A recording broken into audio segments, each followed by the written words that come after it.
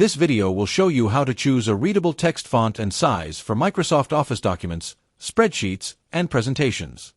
Select a font size of at least 12 points, and use a sans serif font to increase readability. Sans serif fonts are fonts that don't have decorative lines or tapers at the stems of letters. Examples of common sans serif fonts are Arial, Calibri, and Verdana.